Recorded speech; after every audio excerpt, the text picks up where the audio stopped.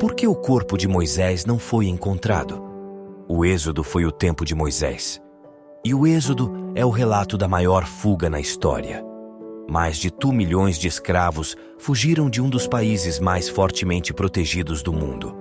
É uma história incrível com uma série de milagres, incluindo alguns dos mais conhecidos na Bíblia. Naquela época, os israelitas eram liderados por um homem chamado Moisés. Ele testemunhou mais milagres do que Abraão, Isaque e Jacó juntos, com vários milagres ocorrendo um após o outro, enquanto Deus intervinha em favor de seu povo. Alguns dos milagres parecem ser mágicos, como quando a vara de Moisés se transforma em uma serpente. Mas a maioria são manipulações naturais óbvias, enquanto Deus demonstra seu poder sobre tudo o que criou para o bem-estar de seu povo. Moisés era um homem que escapou da morte. No momento de seu nascimento, o faraó ordenou que todos os filhos do sexo masculino fossem lançados ao rio. A maioria das pessoas está familiarizada com essa história. O rio Nilo estava repleto de crocodilos e os egípcios acreditavam que a extinção era necessária para diminuir com sucesso o número de israelitas. Assim era para que o bebê Moisés morresse. Mas como José, Moisés foi criado na corte e recebeu a melhor educação na Universidade Egípcia, graças à providência de Deus. Para os judeus, Moisés era o segundo maior homem do Antigo Testamento depois de Abraão. Sua vida como príncipe egípcio chegou a um fim abrupto, no entanto, quando ele perdeu a paciência com um dos capatazes egípcios e o matou, após o que ele teve que fugir para salvar sua vida. As estatísticas de vida de Moisés são fascinantes de ler. Ele passou 40 anos pastoreando ovelhas no deserto AOS 40 anos, antes de retornar para viver entre os israelitas por mais 40 anos. A mão de Deus estava claramente em ação. O encontro de Moisés com o Senhor através da sarça ardente também é fascinante, não pela própria sarça ardente, mas pelas justificativas de Moisés. Porque ele estava em solo sagrado, Deus ordenou que Moisés removesse seus sapatos primeiro. Então, Deus disse a Moisés que ele seria aquele que lideraria os israelitas para fora do Egito. Moisés inventou 5 razões pelas quais ele não deveria fazê-lo. Primeiro, ele disse que era insignificante. Em seguida, ele disse que era ignorante e não tinha nada a dizer. Sua terceira desculpa foi que ele seria impotente para convencer as pessoas de que Deus havia se encontrado com ele e lhe dissera para liderá-las. Deus disse que seu poder estaria com Moisés e que ele realizaria milagres. Então Moisés disse que era incompetente em falar, tendo uma gagueira que o impediria de articular palavras. Então Deus providenciou seu irmão Arão para ser um porta-voz. Deus não escolheu nos revelar muito sobre as circunstâncias da morte de Moisés.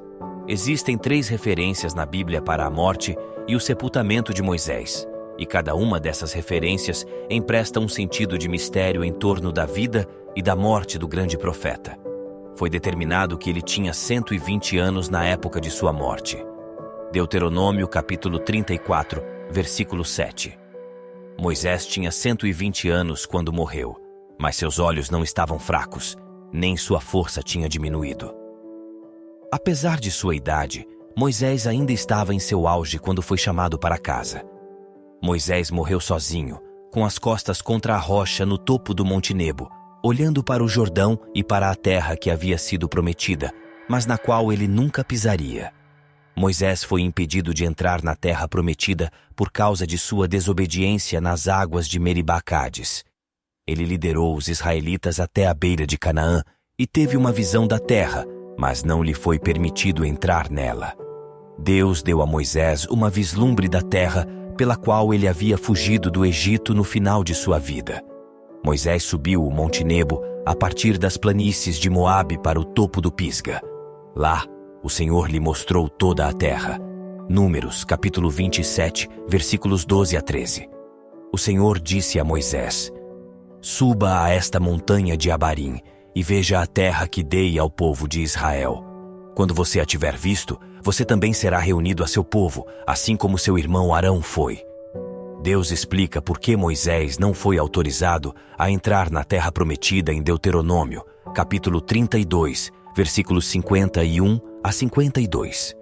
Isso acontece porque você quebrou a fé comigo na presença dos israelitas nas águas de Meribá, Cádiz, no deserto de Zim, e porque você não manteve a minha santidade entre os israelitas. Portanto, você verá a terra apenas de longe. Você não entrará na terra que estou dando ao povo de Israel. Deus cumpriu sua promessa. Ele mostrou a Moisés a terra prometida, mas não o deixou entrar. Números, capítulo 20, registra o incidente nas águas de Meribá, Cádiz. Os israelitas chegaram ao deserto de Zim perto do final de sua jornada de 40 anos. A comunidade se voltou contra Moisés e Arão porque não havia água. Moisés e Arão foram à tenda de reunião e se prostraram diante de Deus. Deus instruiu Moisés e Arão a reunir o povo e falar à rocha. A água viria. Moisés reuniu os homens e pegou a vara. Então, aparentemente com raiva, Moisés disse a eles: "Ouçam, rebeldes, devemos tirar água desta rocha para vocês?" Então Moisés bateu na rocha 2 vezes com sua vara. Números capítulo 20, versículos 1 a 13. E os filhos de Israel, toda a congregação, vieram ao deserto de Zim no 1º mês, e o povo ficou em Cádiz. E Miriam morreu ali e foi sepultada ali. Agora não havia água para a congregação, e eles se reuniram contra Moisés e Arão. E o povo discutiu com Moisés e disse: "Quem dera tivéssemos perecido quando nossos irmãos pereceram diante do Senhor. Por que você trouxe a Assembleia do Senhor a este deserto para que morrêssemos aqui, nós e nosso gado? E por que você nos fez sair do Egito para nos trazer a este lugar horrível? Não é um lugar de sementes, ou figos, ou videiras, ou romãs, e não há água para beber." Então Moisés e Arão saíram da presença da congregação para a entrada da tenda de reunião e caíram sobre seus rostos, e a glória do Senhor apareceu a eles. E o Senhor falou a Moisés, dizendo: "Pegue a vara e reúna a congregação, você e Arão, seu irmão, e fale com a rocha antes de seus olhos para que ela dê sua água. Assim você trará água para eles da rocha e dará de beber à congregação e ao seu gado." E Moisés pegou a vara de diante do Senhor, como ele ordenara. Então Moisés e Arão reuniram a congregação diante da rocha, e ele disse a eles: "Ouça agora, rebeldes, vamos tirar água para vocês desta rocha." E Moisés levantou a mão e bateu na rocha com sua vara 2 vezes, e a água saiu abundantemente.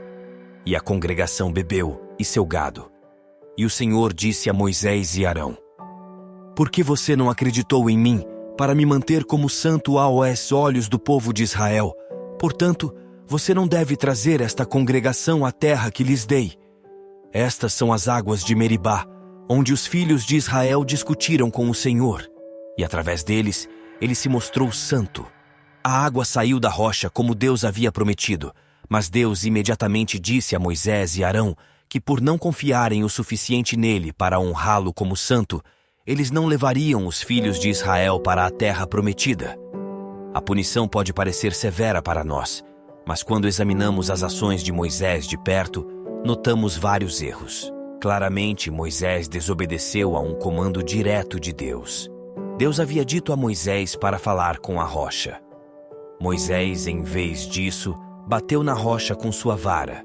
Anteriormente, quando Deus trouxe água de uma rocha, ele disse a Moisés para bater nela com uma vara. No entanto, as instruções de Deus eram diferentes neste caso. Deus queria que Moisés tivesse fé nele, especialmente depois de estarem tão próximos por tanto tempo. Moisés não precisava usar a força. Tudo o que ele precisava fazer era obedecer a Deus e confiar que Deus cumpriria sua promessa. Além disso, Moisés assumiu o crédito por trazer água. Ele pergunta às pessoas reunidas na rocha. Moisés parecia estar assumindo o crédito pelo milagre ele mesmo e Arão, em vez de atribuí-lo a Deus. Moisés fez isso publicamente. Deus não poderia deixar isso passar impune e esperar que os israelitas entendessem sua santidade. Coríntios capítulo 10, versículo 4. E beberam a mesma bebida espiritual, pois beberam da rocha espiritual que os acompanhava. E aquela rocha era Cristo. A rocha que dá água é usada como símbolo de Cristo em Coríntios, capítulo 10, versículo 4. A rocha foi golpeada em Êxodo, capítulo 17, versículo 6, assim como Cristo foi crucificado uma vez. Hebreus, capítulo 7, versículo 27. Ao contrário dos outros sumos sacerdotes, ele não precisa oferecer sacrifícios dia após dia, primeiro por seus próprios pecados e depois pelos pecados do povo. Ele sacrificou por seus pecados de uma vez por todas quando se ofereceu. Moisés, falando à rocha em Números, capítulo 20, também poderia ter sido uma imagem de oração. Jesus foi golpeado uma vez e continua a oferecer água viva àqueles que oram com fé a ele. Quando Moisés bateu com raiva na rocha, ele destruiu a tipologia bíblica e, de fato, crucificou Cristo novamente. Quando o Senhor instruiu Moisés a bater na rocha em Êxodo, capítulo 17, ele pretendia estabelecer uma imagem de Cristo como nosso Redentor. A Bíblia repete nos Salmos e em Isaías que Cristo é nossa rocha e pedra fundamental, golpeado. Por exemplo, morto por causa de nós, e ele trará correntes de água viva. Por exemplo, salvação. Além disso, Hebreus diz que Cristo morreu uma vez por todas e nenhum sacrifício adicional por pecados é necessário. Então, o Senhor pretendia que Moisés batesse na rocha no deserto apenas uma vez na cena de Êxodo, capítulo 17, pintando assim Jesus sacrificado uma vez para trazer salvação. O Senhor instruiu Moisés posteriormente em Números, capítulo 20, a apenas falar com a rocha para preservar a imagem criada em Êxodo, capítulo 17. Quando Moisés escolheu bater na rocha novamente, ele quebrou a imagem pintada em Êxodo, capítulo 17. Se Deus não tivesse corrigido o erro de Moisés, ele teria ficado confuso com a imagem distorcida, concluindo que Jesus, a rocha, tinha que ser sacrificado, golpeado repetidamente para a nossa salvação. Como resultado, Deus repreendeu Moisés para garantir que entendêssemos corretamente a imagem da rocha que o impedia de entrar na terra prometida. Durante o processo, o Senhor criou uma nova imagem para apoiar uma compreensão correta da salvação. Ao excluir Moisés da terra prometida, o Senhor demonstrou que não podemos entrar na salvação, ou seja, na terra prometida através das obras da lei, ou seja, Moisés, mas apenas através da obra de Jesus. Por exemplo, por Josué, que é o nome Jesus. A punição de Moisés pela desobediência, orgulho e representação incorreta do sacrifício de Cristo foi severa.